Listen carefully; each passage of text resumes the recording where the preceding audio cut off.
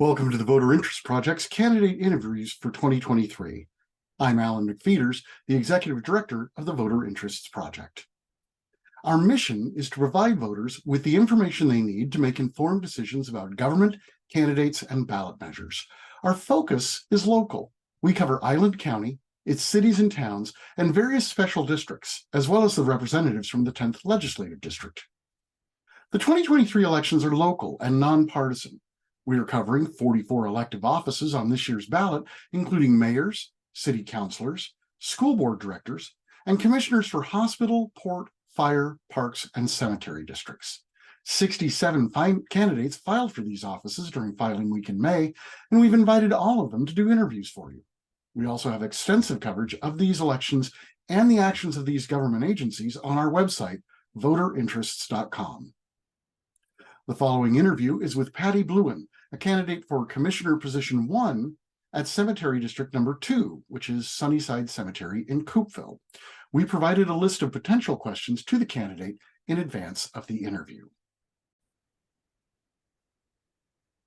All right, good evening. Today is Tuesday, August 22nd, and we're here with Patty Blouin, who is running for Cemetery District Commissioner, or Cemetery District Number 2 Commissioner. We have 2 cemetery districts in Island County. And Position 1. Patty, did I pronounce your last name correctly? Blouin. Blouin. Perfect. Okay. Yep. Patty, welcome to the Voter Interest Project. Thank you. Where are you today? Are you at home or? I am at home. Yep. And to be honest, I just came off the beach from fishing. So. Oh, nice. Nice. Now, do you live in the Coupeville city limits or somewhere? Yeah. Just up the hill from city limits, right across from the cemetery. Oh, well, that will be convenient. Yeah. Okay, great. Let's start with just, a little demographic information about you. Are you married or single? Married, been married for 44 years. Have one daughter that lives in Oregon and one granddaughter. Outstanding. That's wonderful. 44 years. My wife and I just celebrated our anniversary last week. We're not in your neighborhood. We just got 25 years in. 44 years is fantastic. Yeah. So you have a daughter, you've got a granddaughter. Did you grow up here on Whidbey, or did you move here? Well, my grandfather came to Whidbey Island in the late 1800s looking for timber and ended up on South Whidbey, actually, with 500 acres down there. And so I graduated from South Whidbey. Back then it was known as Langley High School, and met my husband flagging for the county. Ah, outstanding. Stopped him. Very good. So, well, that's outstanding. And so have you lived all your life on Whidbey? Did you move and come back, or? Went to college in Ellensburg and came back, but pretty much my whole life on Whidbey Island. Very good. So did you serve in the military, or? My dad was in the Army, and he and my mom bought their property on South Whidbey in 1947. And so grew up down there and cross that Mason-Dixon line to come to Central Whidbey. Nice. I had somebody ask me, why do you ask everybody if they've served in the military? I live in Oak Harbor, where it's not a big deal. Maybe not so much just farther south on the island. But now, what do you do as your day job? What's your professional background? Well, let's see. I have been a banker, a mortgage banker. I worked at the county in the treasurer's office doing all the sub-district billing and taxations and stuff. And I worked at Skagit Valley College in the math department. It was a kind of a for the lower math, for remedial math is what they call it, I guess. And then I've been a tutor at Coupeville High School. Wow. And just a lot of, and I actually worked at the cemetery for a period, mowing and weed eating and everything. Outstanding. Well-rounded then. Yes. Do you have, so you're running, this is your first time running for office, is that right? Yes. Mm-hmm. I've helped other candidates run for office. I've been their manager of their campaign, but I've never actually run for office. This was a first. Very good. You want to tell us who you were helping out? Kurt Gordon, when he was running for county commissioner. Oh, sure. That goes back a few years, but sure. Yeah. Yeah. Oh, very good. Have you served on any boards or commissions in the? Well, I've been pretty much the only person on our development. I was on the Water Association board for 30 years. Wow. And I just stepped back and said, okay. And I've done bookkeeping and stuff for Long Point Water for their association. Okay. So you have kind of notion of how the finances and things like that go for Yeah. We've owned two different businesses. I can see clearly now window cleaning, and then we had a handyman job company that did different things. So very good. Very good. So what has made you decide that you'd like to be a cemetery commissioner? Well, funny story. So I'm one of the first people, I bought my plot at Sunnyside when I was up there working. It's like, oh, I've got to be in this section and I want this plot. And I asked if I could have a green burial. And they said, so they had to meet about it and talk about it. And they decided, yes, they would allow green burials. And then I was up there recently, and they had these signs everywhere that they were no longer allowing benches. I'm like, wait a minute. I want a bench on my plot because my family needs to sit and be able to look at this beautiful view. Sure. It's like, I guess I'm going to have to run for cemetery district. And the very next day, I sign onto my computer. I go to look up a parcel for a person and up popped the thing to register to be a candidate. And I'm like, oh, this is a sign. And sure enough, there was a cemetery district. Very good. That's why I'm running. Outstanding. So, we were chatting a little bit beforehand. We get so little news, no news whatsoever out of Cemetery District Number 2, and just the tiniest amount out of District Number 1 up here at Oak Harbor, Maple Leaf Cemetery. So, what are the issues that the cemetery district faces, and what are the challenges with running a cemetery district? Well, I know in the past few years they've had trouble with their budget. There've been political polls both ways of how to spend the budget, no more overtime. Oh, we're paying everyone too much, but then they can't get anyone to work, and and things like that. And then who's going to place the headstones? Who's going to dig the grave sites? Just a whole array of topics, and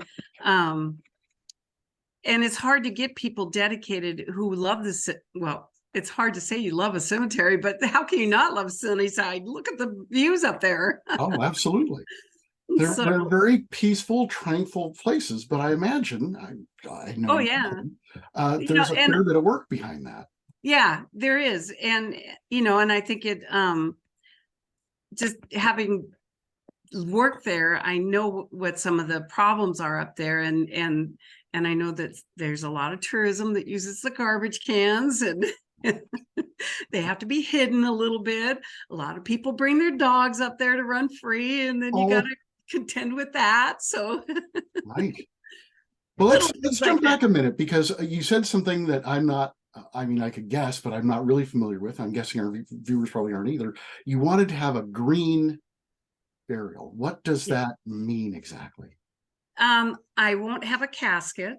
Okay. And I have to be buried within 24 hours of my death. Oh. And they may not require me to have even a concrete vault. They may be able to just place me in the ground. And the joke was, my family wanted a bench because they wanted to plant a pear tree over me so that I could fertilize it. Ah, nice. And so they've discontinued doing that? Well, they are going to allow the green burials, but it's the bench part that... Bench is the problem. Yeah. So I actually have it all designed in a Georgia O'Keeffe lab sitting by my bench and my fishing pole, and nice. Everyone thinks I'm insane, but better to be ready than not. Absolutely. Odds are you're going to be there a lot longer than you've been here. Probably. So worth a thought or two. Okay. Now, why did they decide no benches?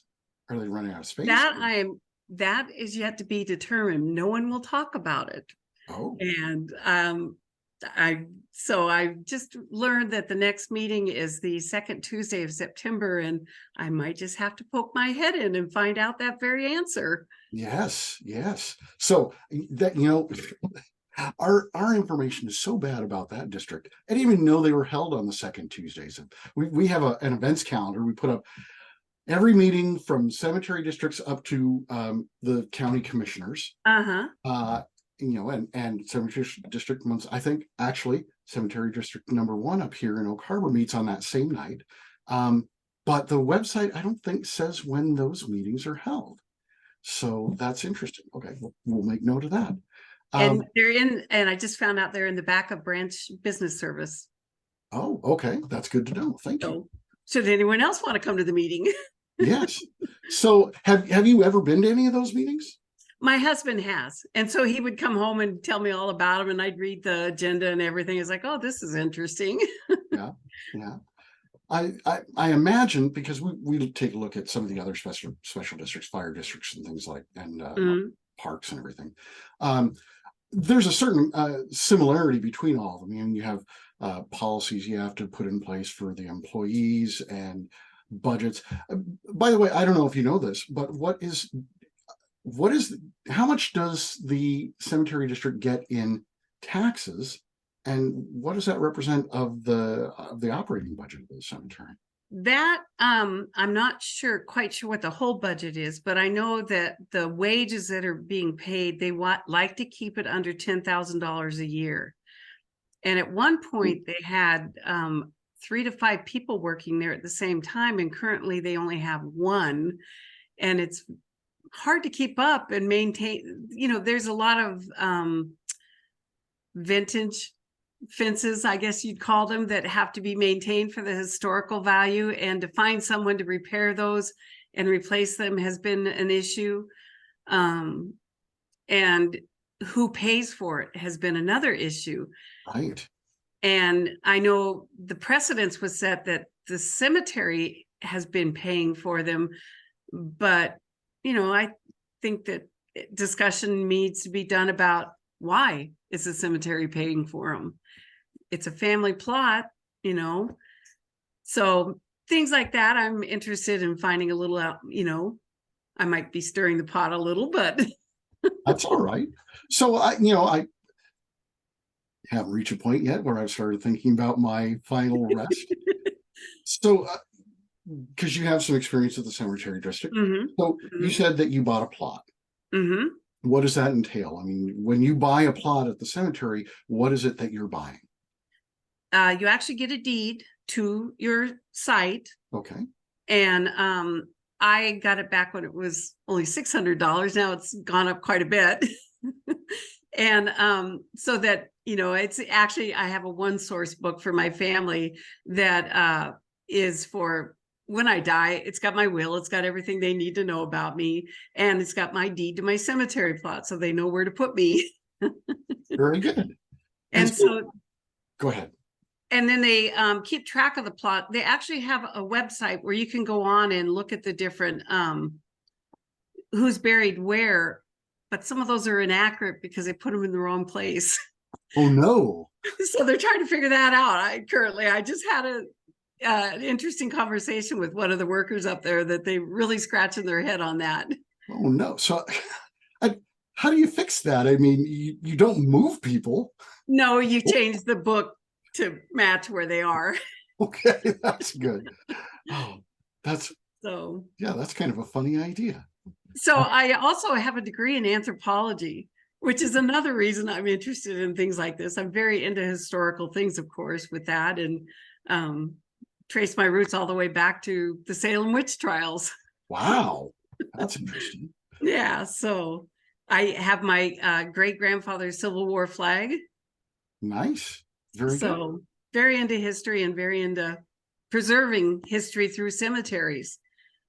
In fact, when we go to different cities or towns or countries, we walk through the cemeteries. I'll bet. My wife and I were on a trip to Boston several years ago and went through the cemeteries there. Of course, people buried there much longer than anybody at Sunnyside. How interesting. So you're concerned about some of the policies of the district. And then there's a sense that maybe the finances are not what they should be. The other things that you're interested in about the district that you want to try to fix? I think, they're gonna run out of room and they've got to start facing that fact. A lot of people like to be buried at Sunnyside. People from Oak Harbor and South Whidbey are beginning to, and I think they need to face that and start planning for it and set the money aside. If they want to expand, they've got to be able to buy a piece of property. Oh, sure. I don't have a good mental image of exactly what the boundaries of that cemetery are. Is it surrounded by farmland mainly? Or? Yes, owned by the Shermans, and of course, all those development rights, a lot of them up there were bought out by the Eby's Historical Reserve. Right. So they are running out of room, and that they got to face that. Where are we going to go? Right, right. I imagine that a big part of the job is then going to be maintaining the relationship with the reserve. Yes, exactly. Yeah. Okay. In fact, they had to put signs. Many people were going into the reserve and parking on the graves. And it's like, No. those are grave sites under your cars. You might want to move them. Oh, no, that's terrible. Yeah, well, that's when they expanded the parking lot and the reserve back behind there. So Sure, that makes sense. Very good. Gosh, I know so little about the district. I don't feel like I have very many good questions to ask. So this is a unlike a lot of the offices in Island County. This is a 6-year term, not a 4-year term. The commissioners come up for election every 2 years, or one commissioner every 2 years. So when this is kind of a standard question I ask everybody. Let's say you get elected. You'll be on the ballot again in 2029. If you decide in 2029 that you want to run for re-election, what would you like to be able to point back to, say, hey, here's what we accomplished while I was a commissioner, and this is why you should keep me in office? Do you have a benchmark or some particular accomplishment you want to put in place there? I'd like to accomplish putting they just put a second columbarium up there, and and I think they need to even expand that more. I think that they need to